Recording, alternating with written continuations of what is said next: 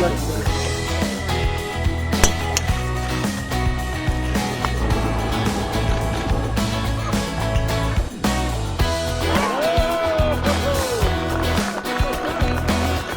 know Steph Curry is certainly not the first pro athlete to dip his toe in a sport that he isn't getting paid for, or even more specifically for that sport to be golf. Remember Tony Romo? He almost qualified for the U.S. Open, but he certainly drew the attention and the ire of some in his golf debut last week. And while missing the Web.com cut, he gave no leverage to the haters with a surprisingly competent performance. Sage Steele sat down with the two-time MVP to discuss that and his budding rivalry with LeBron James as part of our SportsCenter conversation.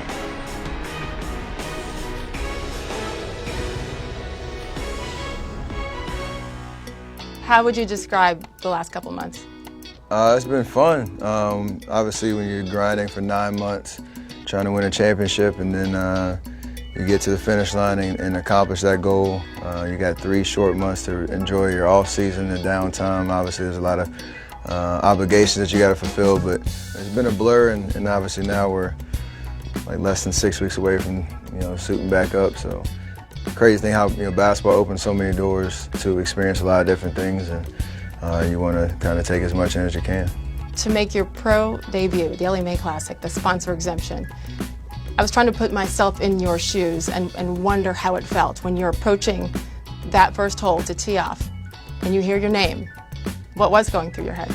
Yeah, I knew going in I was putting myself out there in a very uncomfortable situation, not having been, we're playing alongside the best golfers in the world.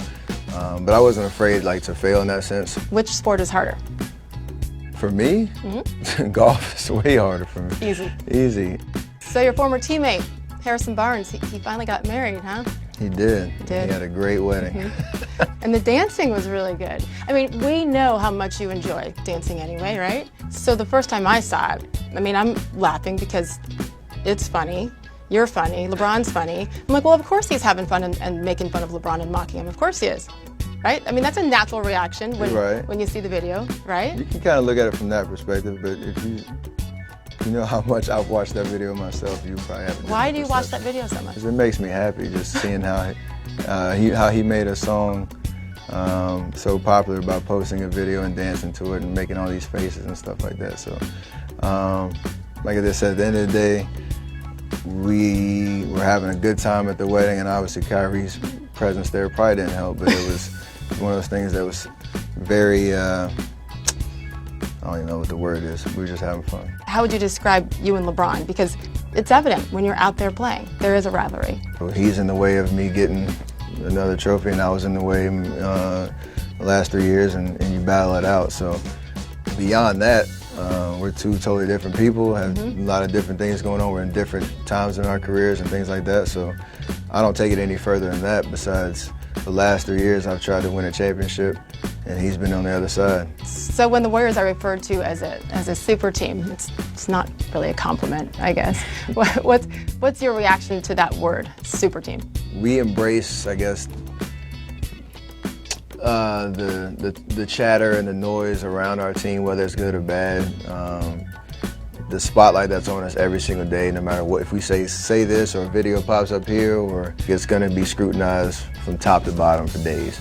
And we've gone through that experience, and we understand that that's just the situation we're in. And at the end of the day, when we show up to work September 23rd, our only goal is to win a championship. Whatever happens, there's going to be some highs, some lows, some funny stuff that happens, some stuff that we got to keep out the locker room, like all that kind of chatter. We do it together, and that's what makes us special.